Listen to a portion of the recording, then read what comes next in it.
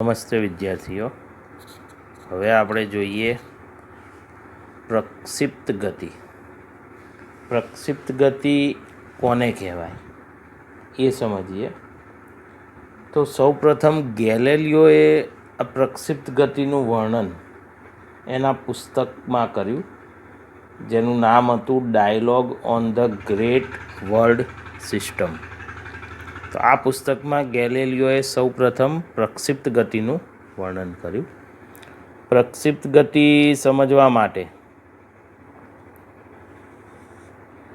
ધારો કે જો અહીંયા એક ફૂટબોલ પડ્યો છે, બરાબર, અને આ ફૂટબોલને તમે કિક મારો છો, લાત મારો છો, તો જો આ ફૂટબોલ આમથી આમ હવામાં આમથી આમ થઈને અહીંયા આવશે નીચે જમીન ઉપર પાછો, બરાબર. આ એની મહત્તમ ઊંચાઈ.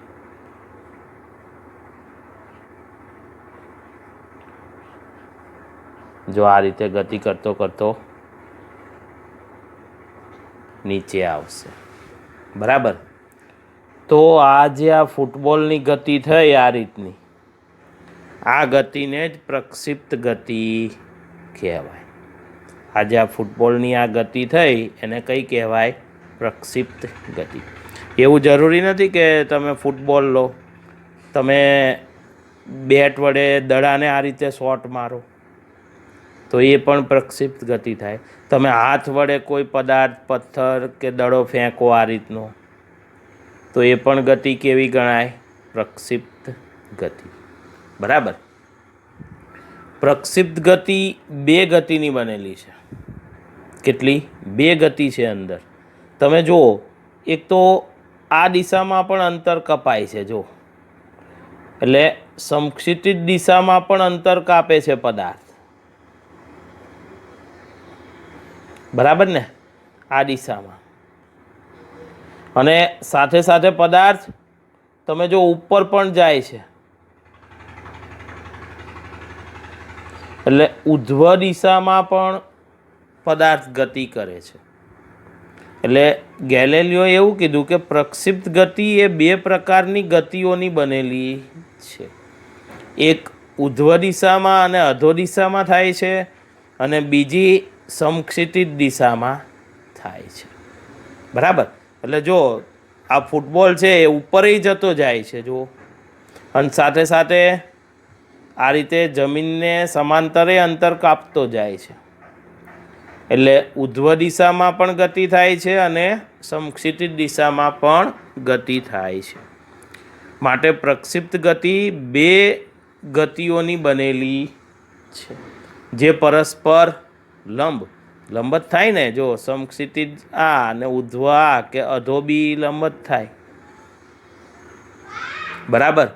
તો આ રીતે પ્રક્ષિપ્ત ગતિ બે પરસ્પર લંબ ગતિઓની બનેલી ગતિ ગણી શકાય, અને એ બંને ગતિઓનું અલગ અલગ વર્ણન કરી શકાય. આવું ગેલેલિયોએ પોતાના પુસ્તકમાં આ રીતનું પ્રક્ષિપ્ત ગતિનું વર્ણન આપેલું છે. એમાં સમક્ષિતિજ દિશામાં જે ગતિ થાય છે, તો એ સમક્ષિતિજ દિશામાં અચળ વેગથી ગતિ થાય છે. કેવી થાય છે? અચળ વેગથી. જ્યારે ઉધ્વ દિશામાં જાય છે અને અધો દિશામાં નીચે આવે છે, એટલે એને આપણે ખાલી ઉધ્વ ગતિ જ ગણીશું. તો એ ઉધ્વ ગતિ જે છે એ કેવી હોય છે? તો એ પ્રવેગી ગતિ હોય છે. તો આમ પ્રક્ષિપ્ત ગતિ સમક્ષિતિજ દિશામાં અચળ વેગથી થશે અને ઉધ્વ દિશામાં પ્રવેગથી. અને પ્રવેગે કયો પાછો? તો ગુરુત્વ પ્રવેગ, બરાબર. તો આ બે ગતિઓની બનેલી છે પ્રક્ષિપ્ત ગતિ. એમાં જે પદાર્થ પ્રક્ષિપ્ત ગતિ કરતો હોય એ પદાર્થને પ્રક્ષિપ્ત પદાર્થ કહેવાય. શું કહેવાય એને? પ્રક્ષિપ્ત પદાર્થ, બરાબર. અને આ જે ખૂણે તમે પદાર્થને પ્રક્ષિપ્ત કર્યો હોય, આ ખૂણો, એને થીટા 0 વડે દર્શાવાય અને એને પ્રક્ષિપ્ત કોણ કહે છે. બરાબર. એટલે આ પ્રક્ષિપ્ત ગતિ, પ્રક્ષિપ્ત પદાર્થ અને થીટા 0 એ પ્રક્ષિપ્ત કોણ અથવા સમક્ષિતિજ સાથે પ્રક્ષિપ્ત પદાર્થે બનાવેલો ખૂણો. સમજાયું? તો આ રીતે આ પ્રક્ષિપ્ત ગતિ છે. પ્રક્ષિપ્ત ગતિને આપણે થોડી સરળ બનાવવા માટે હવાનો અવરોધ નહીં ગણીએ. બાકી તમે પ્રક્ષિપ્ત પદાર્થના રીતે ફેંકો એટલે હવાનો અવરોધ એની ગતિ ઉપર અસર કરે. બરાબર ને? આપણને ખબર છે, જો તમારી સામે હવા હોય ને તમે ફૂટબોલ કે દડાને ફેંકો તો એનો વેગ ધીમો થઈ જાય અને અહીંયા પડવાના બદલે અહીંયા નજીક પડશે, કેમ કે સામે હવાનો અવરોધક બળ લાગે છે. પણ આપણે પ્રક્ષિપ્ત ગતિને થોડીક સરળ બનાવવા માટે શું કરીશું? તો હવાનો અવરોધ ગણીશું નહીં. બરાબર. અને આ પ્રક્ષિપ્ત ગતિ માટે આપણે જુદા જુદા સમીકરણ બનાવીશું. બરાબર. તો પ્રક્ષિપ્ત પદાર્થ જ્યાંથી પ્રક્ષિપ્ત ગતિ ચાલુ કરે એને આપણે ઉગમ બિંદુ તરીકે ગણી લઈશું અને આ આપણો વાયયામ, આ ઉગમ બિંદુ, અને આ આપણો એક્સયામ. એટલે સમક્ષિતિજ દિશા આપણા માટે એક્સ અક્ષની દિશા અને ઉધ્વ દિશા એ વાય અક્ષની દિશા.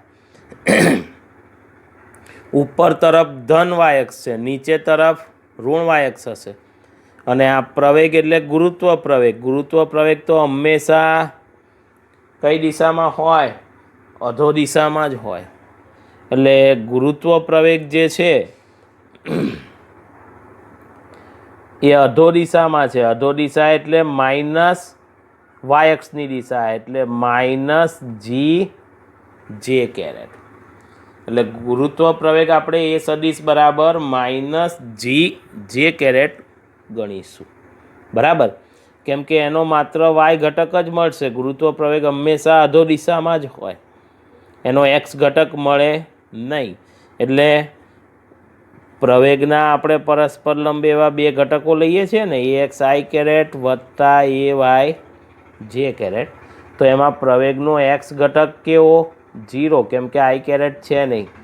જ્યારે વાય ઘટક છે એ વાય બરાબર કયો છે? માઇનસ જી. બરાબર.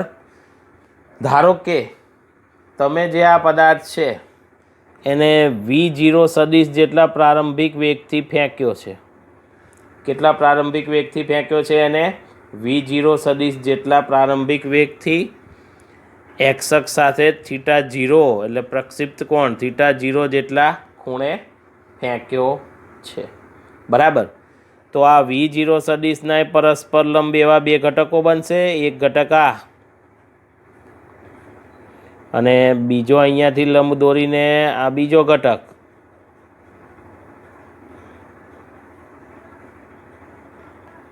બરાબર. ખૂણાની નજીકનો ઘટક કયો હોય? કોસ થીટા હોય. એટલે આ ઘટક છે એને આપણે V0 એક્સ કહીએ. તો એ V0 એક્સ બરાબર કયો? તો V0 કોસ થીટા 0. આ ઘટક વાય ઘટક એટલે V0 વાય.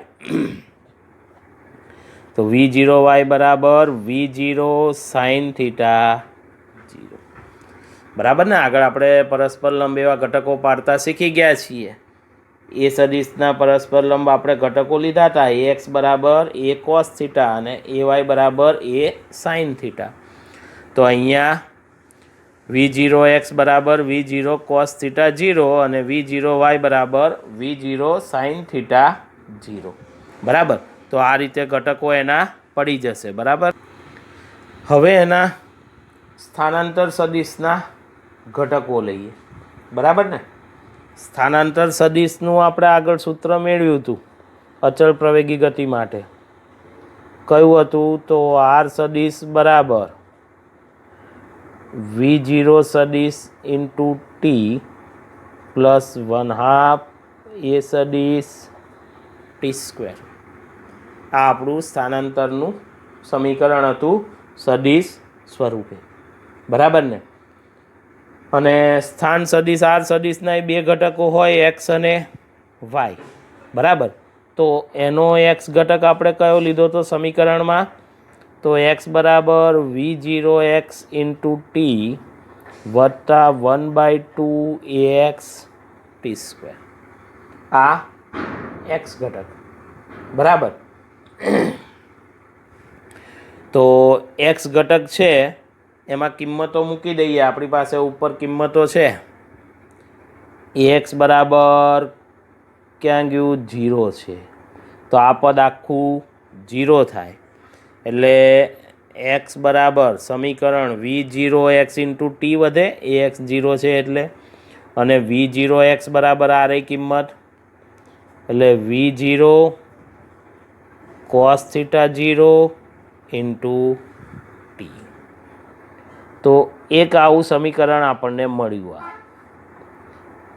એક્સ દિશામાંનું, એટલે આ એક્સ દિશામાં જે ગતિ થાય ને એ એક્સ અક્ષની ગતિ માટેનું આ સમીકરણ છે, બરાબર?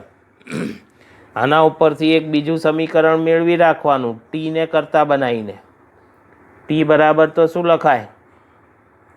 તો ટી બરાબર x upon V0 cos theta 0. T બરાબર આવું સમીકરણ લખી શકાય, બરાબર છે? હવે જે રીતે આપણે એક્સનું સમીકરણ બનાવ્યું એ જ રીતે વાયનું સમીકરણ બનાવીએ. વાય બરાબર V0 Y into T plus 1/2 AY T square થાય. આ એક્સ બરાબર હતું એ જ રીતે આ આપણું વાયવાળું સમીકરણ. ચલો એમાં કિંમતો મૂકી દઈએ. તો વાય બરાબર V0 વાય એટલે V0 sine theta 0 into T, બરાબર? અને AY બરાબર, તો AY બરાબર માઇનસ જી છે એટલે અહીંયા -1/2 GT સ્ક્વેર. તો આ આપણું વાય દિશામાં ગતિ માટેનું સમીકરણ. આ એક્સ દિશામાં ગતિ માટેનું સમીકરણ, આ વાય દિશામાં પદાર્થની, પ્રક્ષિપ્ત પદાર્થની ગતિ માટેનું સમીકરણ. ચલો પછી વેગના સમીકરણ બનાવીએ, બરાબર ને? વેગનું સમીકરણ બનાવવા માટે આપણે ઉપયોગ કરીશું V બરાબર V0 પ્લસ AT વાળા સૂત્રનો સદિશ તરીકે,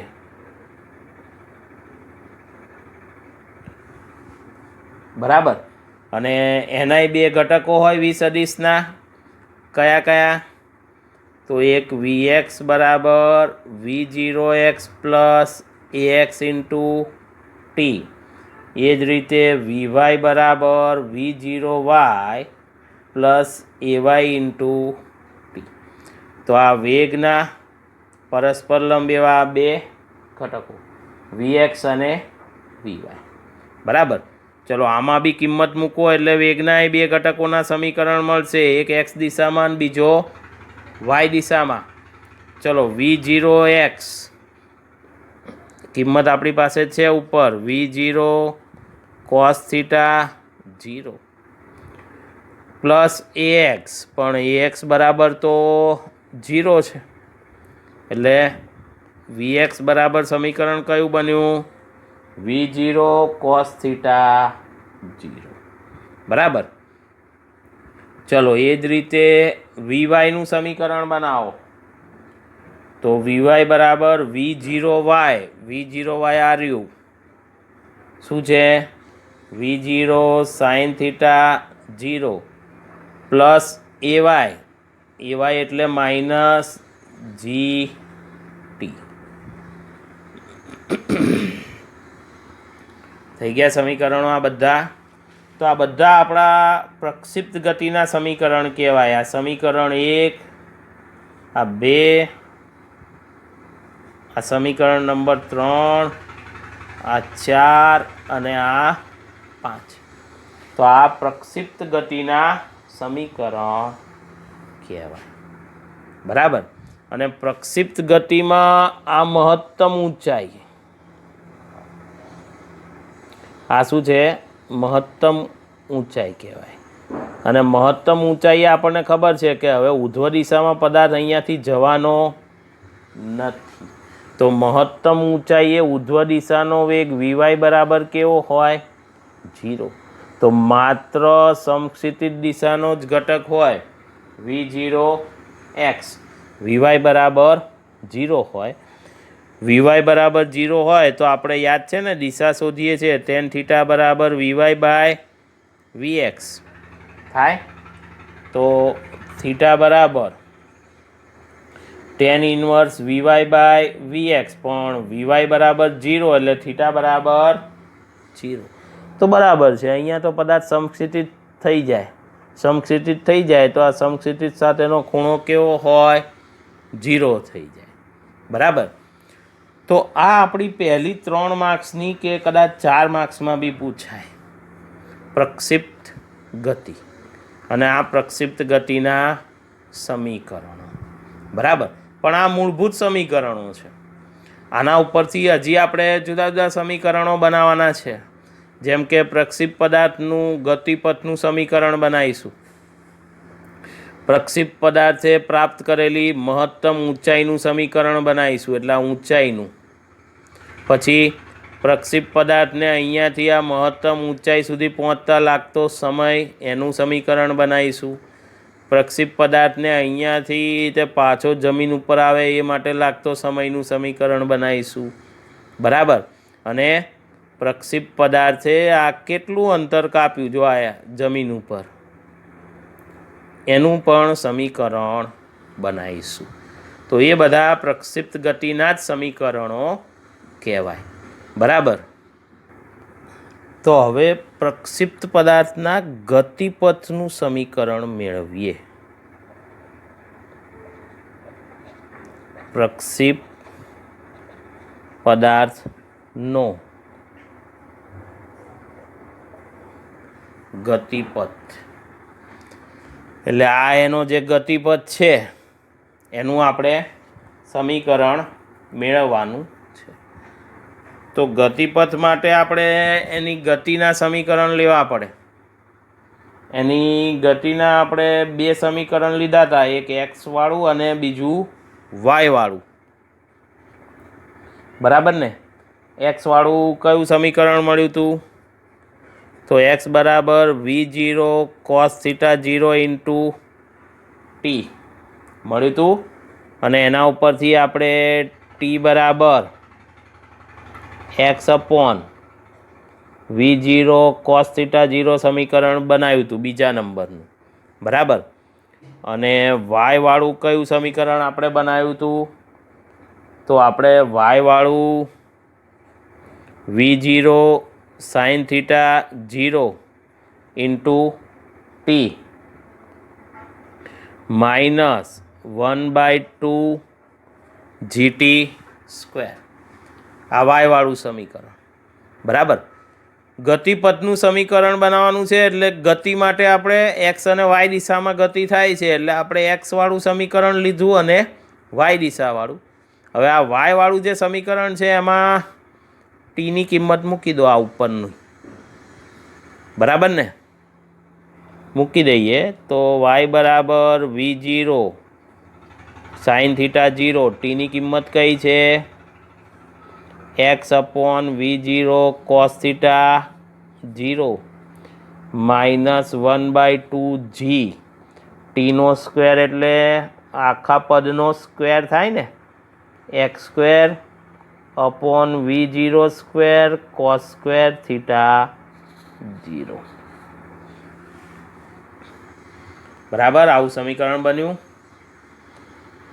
v0 અંશ અને છેદમાં કેન્સલ થાય તો પછી સમીકરણ બનશે y is equal two sine upon cos એટલે શું થાય? આ tan થીટા 0 થઈ જાય ઇન્ટુ એક્સ માઇનસ અહીંયા શું થઈ જાય? આ જી છે અને આ 2 છેદમાં v0² cos સ્ક્વેર થીટા 0 અને કૌંસમાં રાખીએ અને ગુણ્યા x². તો આ પ્રક્ષિપ્ત પદાર્થની ગતિનું સમીકરણ, આ એનો ગતિપથ છે. શું છે?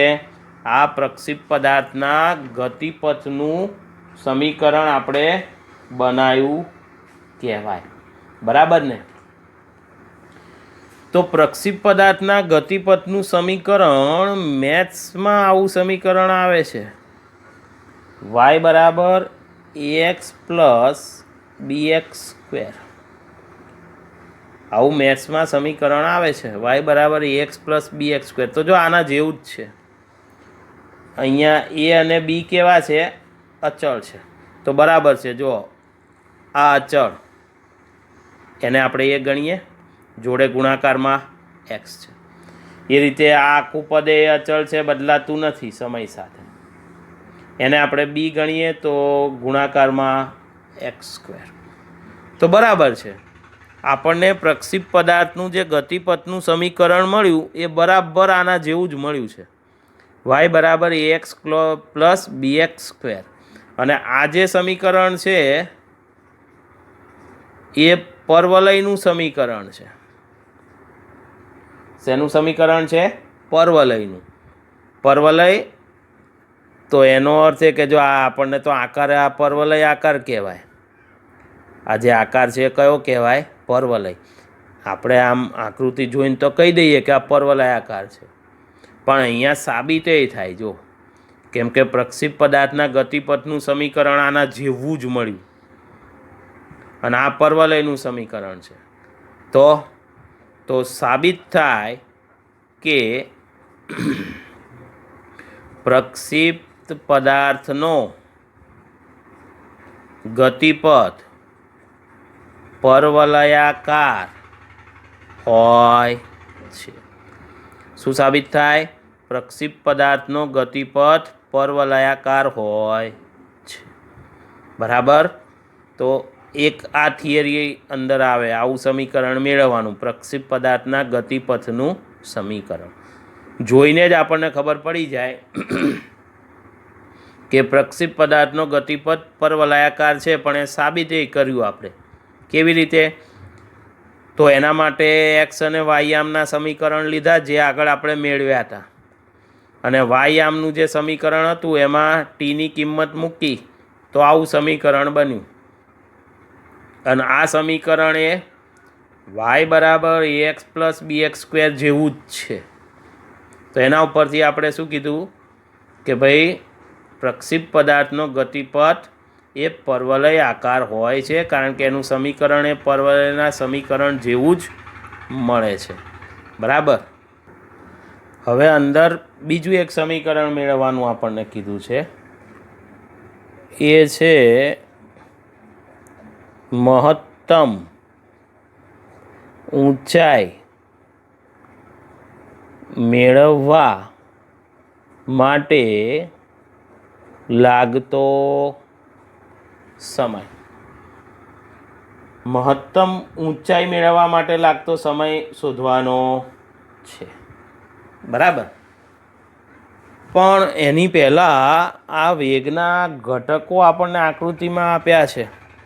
ધારો કે અહીંયા પહોંચે ત્યારે એના પરસ્પર લંબ એવા બે ઘટકો.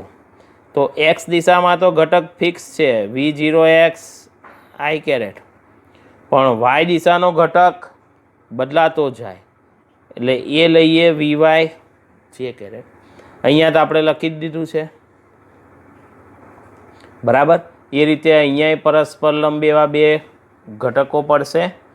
અધો દિશાનો ઘટક vy જે કેરેટ, આ તો એનો એ જ રહેવાનો v0x i કેરેટ. એ જ રીતે જ્યારે દડો જમીને અથડાય ત્યારે એક્સ ઘટક તો v0x i કેરેટ છે અને વાય ઘટક v0y જે કેરેટ, પણ એ કેવો હશે? માઇનસ હશે. બરાબર? તો આ પ્રક્ષિપ્ત પદાર્થ અહીંયાથી ગતિ કરીને અહીંયા સુધી પહોંચે છે, ત્યાં સુધીમાં વચ્ચે એના વેગના ઘટકો લઈ લીધા આપણે. આ આગળની થિયરીમાં આકૃતિ દોરવાની છે. બરાબર. અને હવે તમારે શું શોધવાનું છે આ થિયરીમાં? મહત્તમ ઊંચાઈ મેળવવા માટે લાગતો સમય. એટલે આ દડો અહીંયાથી તે અહીંયા પહોંચ્યો, બરાબર ને, એ માટે લાગતો સમય TM, મેક્સિમમ ટાઈમ, એ આપણે શોધવાનો છે. બરાબર.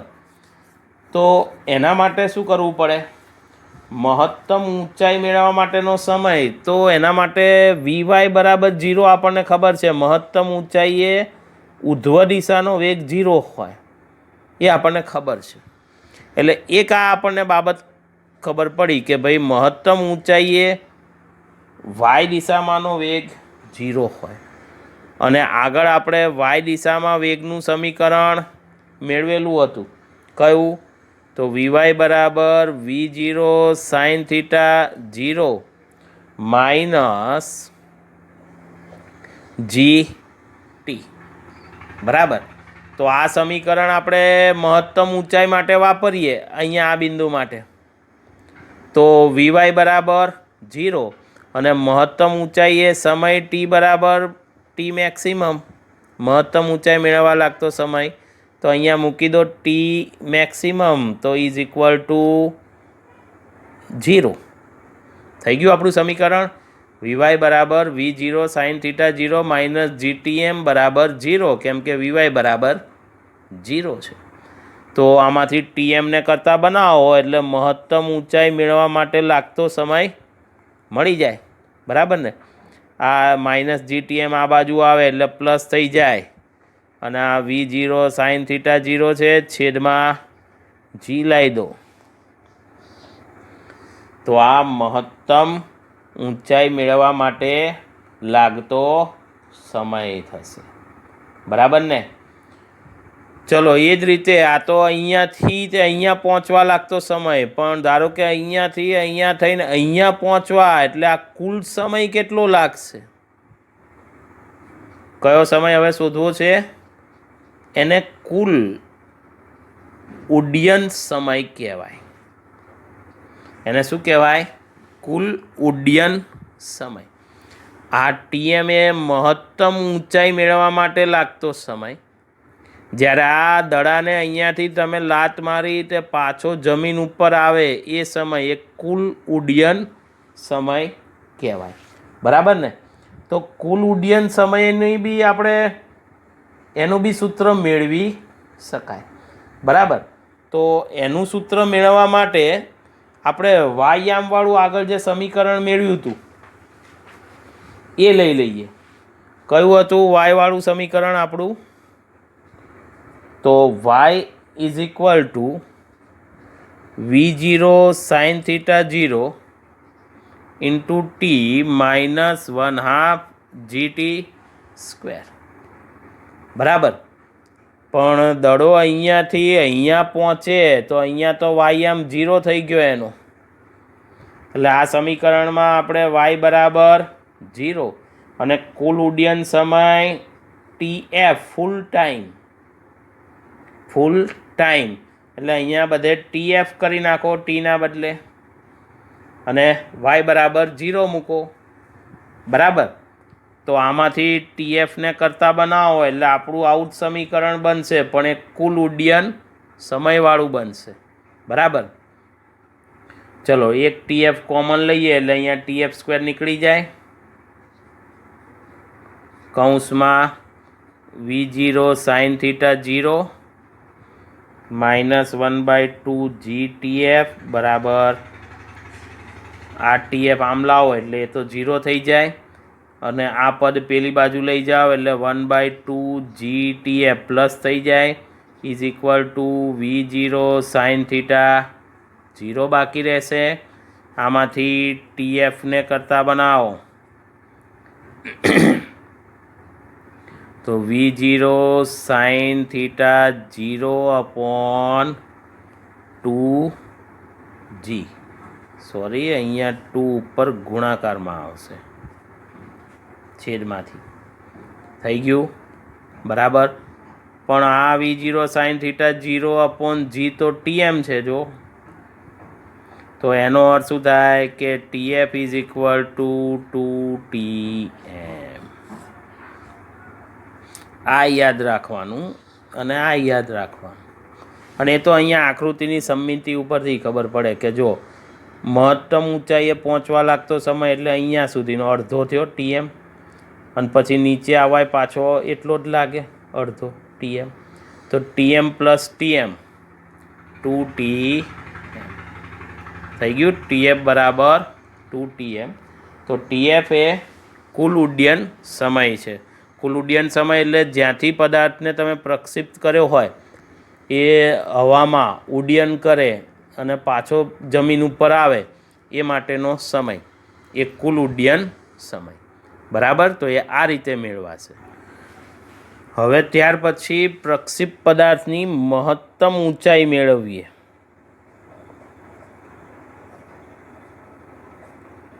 મહત્તમ ઊંચાઈ એટલે આ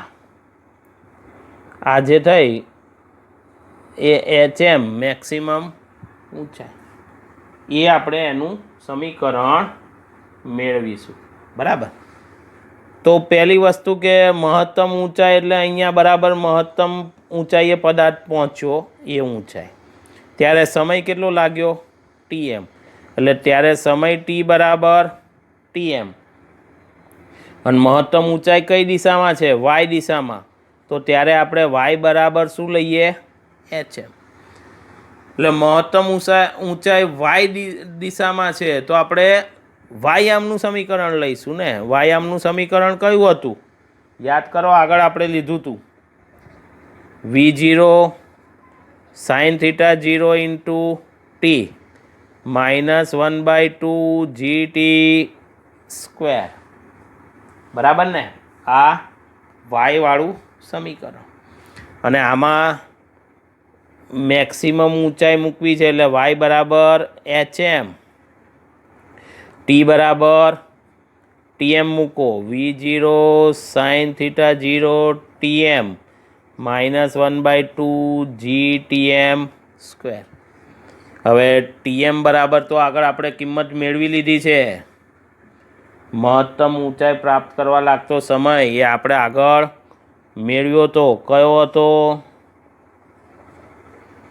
તો TM બરાબર V0 sin θ0 અપોન G હતો. બરાબર ને? TM બરાબર તો એ અહીંયા મૂક્યો અને અહીંયા પણ મૂકી દો તો માઇનસ 1/2 G, અહીંયા TMનો સ્ક્વેર છે એટલે V0 square sine square θ0 upon G square. એક G કેન્સલ થશે. બરાબર ને સાદું રૂપ આપીએ તો અહીંયા શું થાય? I V0 square sine square θ0 upon G minus અહીંયા પણ એ જ છે V0 સ્ક્વેર સાઇન સ્ક્વેર θ0 પણ છેદમાં 2G છે. શું છે? છેદમાં 2G. એટલે આ 1 માઇનસ 1/2 જેવું થઈ ગયું. બરાબર ને? આ બધા પદો તો જો બેમાં સરખા છે એટલે આ શું થયું? 1 માઇનસ 1/2 તો ઇઝ ઇક્વલ ટુ 1/2 જ વધે ને. એકમાંથી અડધો જાય તો અડધો બાકી રહે એટલે જવાબ આવે V0 square sine square θ0 upon 2G.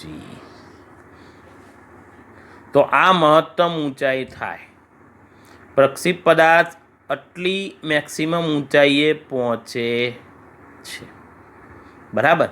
તો આ પ્રક્ષિપ્ત પદાર્થની મહત્તમ ઊંચાઈ. ફરીવાર તમને એવું પૂછે કે ભાઈ મહત્તમ ઊંચાઈનું સમીકરણ મેળવો એટલે તમારે પહેલાં એ જ વિચારવાનું કે મહત્તમ ઊંચાઈ એટલે y દિશામાં, એટલે મારે y દિશાવાળું સમીકરણ લેવાનું છે, y બરાબરવાળું. બરાબર. અને એમાં y બરાબર મેક્સિમમ ઊંચાઈ HM અને મહત્તમ ઊંચાઈ માટે સમય કેટલો લાગે? તો T ના બદલે TM. TMની કિંમત મૂકી દો, સાદું રૂપ આપી દો, તમારી મહત્તમ ઊંચાઈ તમને મળી જાય. બરાબર. સમજાયું? તો આ રીતે મહત્તમ ઊંચાઈ પ્રાપ્ત કરવા મહત્તમ ઊંચાઈ મેળવી શકાય. ચલો હજી એક થિયરી છે આમાં. આપણે કીધું હતું ને આ અંતર અહીંયાથી તે આ અંતર સમક્ષિતિજ દિશાનું, બરાબર. તો એ અંતર માટે પ્રક્ષિપ્ત પદાર્થની અવધિ કહેવાય એને. પ્રક્ષિપ્ત પદાર્થની અવધિ કેપિટલ આર વડે દર્શાવાય. સમજાયું? એટલે પ્રક્ષિપ્ત પદાર્થની અવધિ એટલે શું? તો સમક્ષિતિજ દિશામાં કાપેલું મેક્સિમમ અંતર એ પ્રક્ષિપ્ત પદાર્થની અવધિ કહેવાય, બરાબર. અને સમક્ષિતિજ દિશામાં એટલે એક્સ દિશામાં, તો એક્સ દિશામાં કાપેલું અંતર એ શું કહેવાય?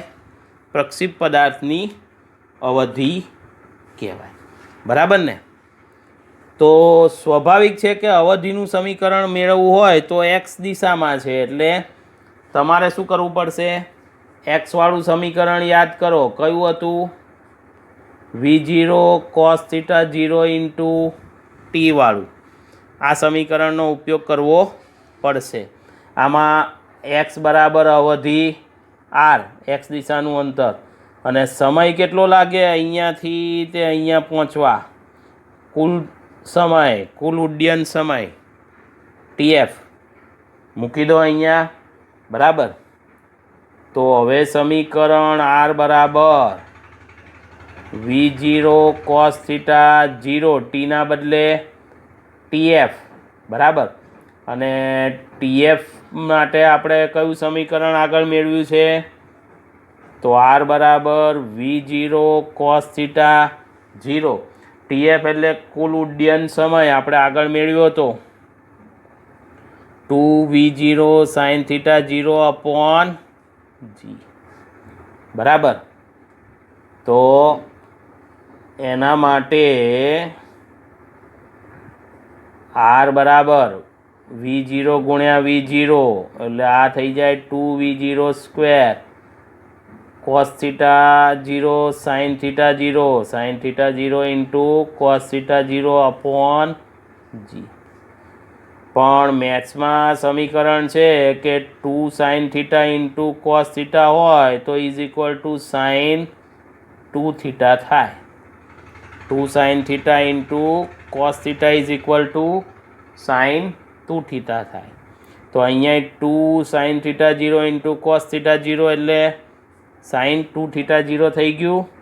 તો અવધિ આરનું સમીકરણ મળ્યું V0 square sin 2θ 0 upon G.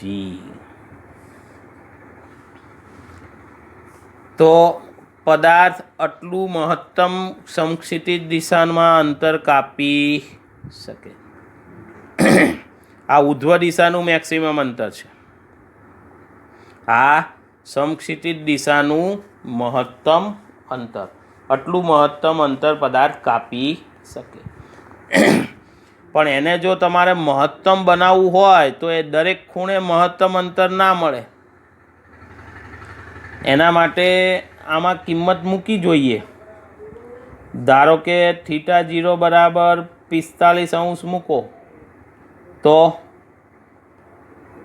sin 2θ 0 બરાબર કેટલું થઈ જાય? 1, કેમ કે sin 2 ગુણ્યા 45 એટલે sin 90, sin 90ની કિંમત 1 થાય, બરાબર ને. તો આમાં sin 2θ 0 1 મૂકો તો મેક્સિમમ અવધિ મળે કઈ? V0 square upon G. આ મેક્સિમમ અવધિ, આ મેક્સિમમ અવધિ. મેક્સિમમ અવધિ ક્યારે મળે? કે પ્રક્ષિપ્ત કોણ 45° હોય ત્યારે. પ્રક્ષિપ્ત કોણ 45°. એટલે જો ફૂટબોલને તમે આ ખૂણો, જમીન સાથેનો ખૂણો 45° રે એમ લાત મારો તો ફૂટબોલ મેક્સિમમ સમક્ષિતિજ અંતર કાપે, મેક્સિમમ દૂર જાય. અને ક્રિકેટમાં એવું, ક્રિકેટમાં જો બોલર બોલિંગ કરે અને તમે એ દડાને 45°ના ખૂણે શોટ મારો તો સિક્સર જવાના ચાન્સ વધારે. એનાથી બીજો કોઈ બી ખૂણો હોય તમારા આ સમક્ષિતિજ અંતર ઓછું પડશે, એટલે તમારો બાઉન્ડ્રીની અંદર કેચ થઈ જાય. બરાબર. એટલે સિક્સર મારવા માટે એક તો ખૂણો કેટલો રાખવો પડે, 45 અંશનો, અને યાદ રાખો આ ઝડપે વધારવી પડે, અંશમાં છે તો દડો બહાર જશે. બરાબર. તો આ પ્રક્ષેપ પદાર્થની અવધિ ફરીવાર ટૂંકમાં સમજાવું. અવધિ એટલે આ સમક્ષિતિજ દિશાનું કાપેલું અંતર. સમક્ષિતિજ દિશા એટલે એક્સ અક્ષ. એક્સ અક્ષનું સમીકરણ લીધું, એક્સ બરાબર આર મૂક્યું. સમય કયો? કુલ સમય, કુલ ઉડ્ડયન સમય ટીએમ. કિંમતો મૂકીને સાદુરૂપ આપી દીધું, સમીકરણ તૈયાર. હવે એમાંય આપણે પાછું મેક્સિમમ બનાવવું હતું, તો આ કિંમત 1 થાય તો મેક્સિમમ થઈ જાય. આ કિંમત 1 ક્યારે થાય? θ 45 અંશ મૂક્યો, 1 થઈ ગયું. તો આ મેક્સિમમ અવધિનું સમીકરણ. બરાબર. તો આ પ્રક્ષેપ ગતિની બધી થિયરીઓ આવી ગઈ. બરાબર છે. બહુ મોટી થિયરી છે, ટુકડા ટુકડામાં નહીં પણ એક સાથે જ તૈયાર કરવાની, એટલે વ્યવસ્થિત તૈયાર થાય. બરાબર.